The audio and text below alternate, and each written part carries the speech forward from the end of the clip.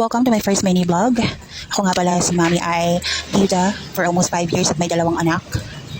Kung first time nyo dito sa channel ko or sa tito ko, thank you so much for watching me. Ito, work muna tayo. Lunchtime na rin, so habang wala pang customer, kumakain na muna. First day ko dito sa work na to ngayon. And malapit lang din siya sa bahay. Actually, tapat lang siya ng subdivision. So, walking distance lang. Yun nga lang, yung pasok niya kasi is 12 hours.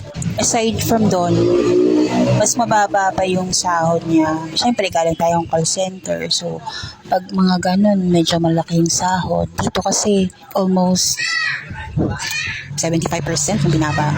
But, hindi tayo pwede magreklamo. I mean, may mga anak ako, biyuda ako, so kailangan kahit anong trabaho, hindi natin patanggihan yan. Thankful na rin ako kasi mas malapit siya. Mabait din yung boss namin. Saka kasama ko rin yung mga kapatid ko dito pumapasok. Mama ko nga, nandito rin eh. So, yung trabaho ko dito, cashier ako kapag wala yung mga kapatid ko. And then, pag nandito naman sila, sa kusina ako. Gusto ko nga sa kusina eh. Kasi, alam mo yung mahilig ako magluto. Mas gusto ko yung kilos ako ng kilos. Ayoko yung nagkukwenta-kwenta ako. Ito nga lang oh, first day ko, nalilito-lito ako.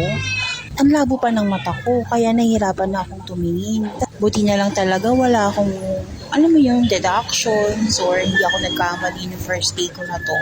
Hoping na masenso pa yung negosyo na to. Kaya kung kayo taga dito sa San Jose del Monte, sa may proper area, or kahit saan dito sa Pangbalay, punta kayo dito sa may proper, tapat lang siya ng Villa Belisa. Meron ditong car wash, saka eatery. Pwede kayong kumain dito habang nagpapa-car wash kayo. Or punta lang kayo kung gusto nyo kumain. Mura lang yung mga pagkain namin. Saka meron kami mga topsy, mga silo, ganon. And then mga burgers, fries. Pwede kayong merienda dito. And then for now, that's it. See you in the next vlog. Bye-bye!